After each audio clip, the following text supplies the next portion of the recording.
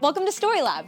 This week, we're talking about knowledge, while we take a look at the story of someone who faced a really tall temptation.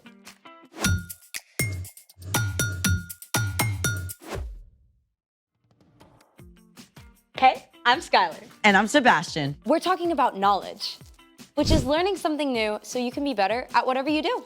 I've recently discovered some new stuff. Like what? Well, I made a quiz for you. It's gonna be out of this world. Is that a clue? We're gonna find out how much you know about stars. Wait, like stars? Or stars? I mean flaming ball of hydrogen and helium kind. Is there a prize? 1 chocolate bar for every right answer. Full size? You bet. To be delivered through the prize tube extraordinaire. I'm in. It's time to play. The Out of This World Quiz Show. Here's your first question. What type of galaxy is the Milky Way? A, elliptical. B, spiral. C, lenticular. D, medical. Oh, I know this one. It's A. No, I mean B. B, spiral. Final answer? Final answer. Let's see if you're right. Yes! Spiral is correct. You get 1 Milky Way bar.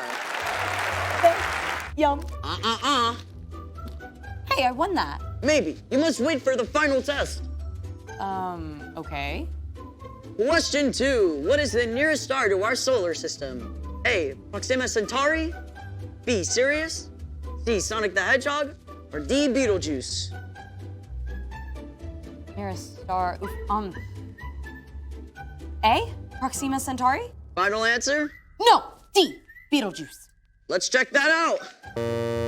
Oh, nope, I'm sorry, but the correct answer was A. Ugh, I knew it. You have one more chance. Question 3. What is the Kuiper Belt? A, the remains of an exploding supernova. B, an icy collection of objects beyond Neptune's orbit. C, the hottest fashion item. Or D, the tail of an asteroid. The answer is, I think it's B. B, an icy collection of objects beyond Neptune's orbit. All right, let's see if it's correct.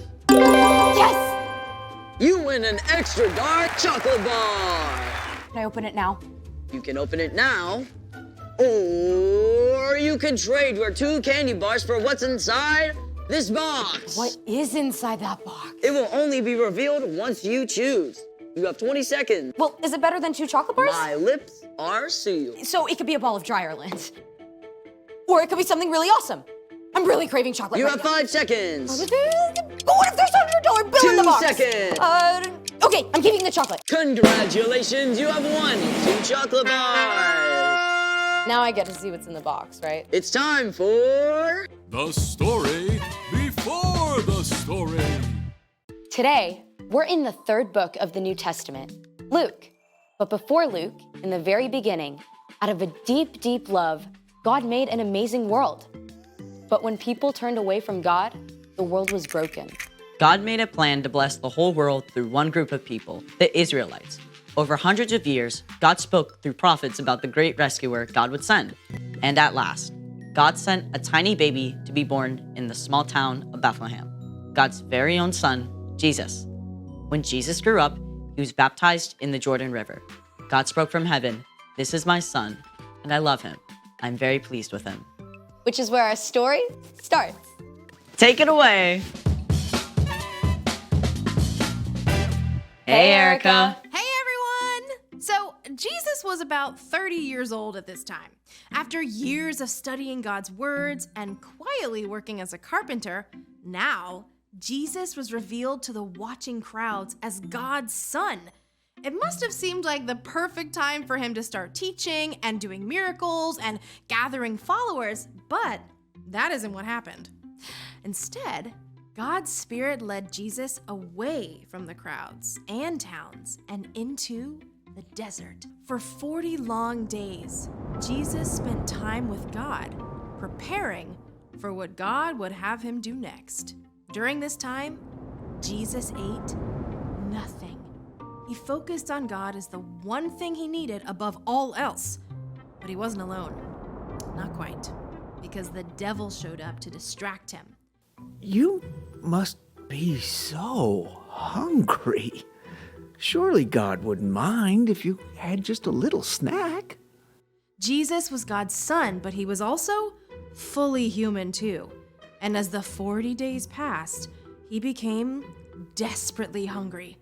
The devil refused to leave Jesus alone, needling and tempting him at every opportunity. At the end of the 40 days, he offered Jesus a large, smooth stone. If you really are the Son of God, tell this stone to become bread. It must have been so easy for Jesus to imagine that rock as a crusty, warm loaf. As God's son, he had the power to change the stone to bread in an instant. He could have torn off large, chewy pieces to satisfy his deep hunger right away, but Jesus knew every word that God had spoken, and he was ready with an answer. It is written, man must not live only on bread. If that's the way you want it. But the devil didn't give up. He led Jesus up to a high place where the whole world appeared to spread out beneath him. Every powerful kingdom, every palace, every throne and ruler on earth. The devil smiled, smooth and seemingly in control. I will give you all their authority and glory. It has been given to me, and I can give it to anyone I want to. If you worship me, it will all be yours. Jesus knew that one day he would rule all the nations of the world. He had come as God's rescuer, but to take this easy way the devil offered would destroy God's plan. Once again, Jesus spoke God's words. It is written, worship the Lord your God. He is the only one you should serve. The devil was seething. He couldn't tempt Jesus into taking the easy road, but he had one final shot to try. The devil led Jesus to the city of Jerusalem. They stood on the very highest point of the temple itself. The worshipers below seemed small as ants. If you are the Son of God, throw yourself down from here. It is written, the Lord will command his angels to take good care of you. They will lift you up in their hands. Then you won't trip over a stone. The devil wanted to trap Jesus, to make him panic. Does God really love you? Prove it. But again, Jesus had God's own words at the ready. Scripture says, do not test the Lord your God. The devil was furious. He couldn't trip Jesus up no matter what he tried. So at last, he left until he could find a better chance.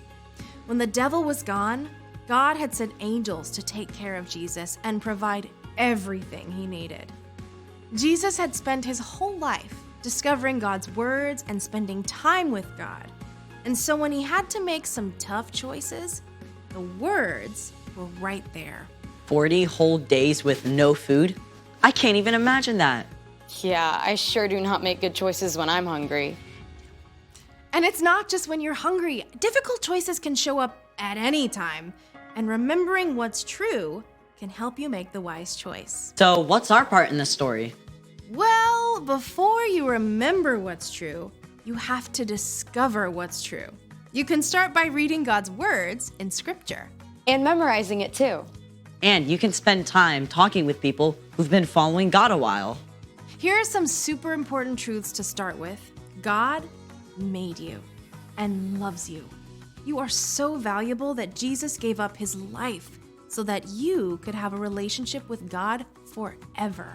God always hears you when you pray and is acting to provide what you need, even if it's not in the way you expect. And you can know the most important thing is to love God and love others.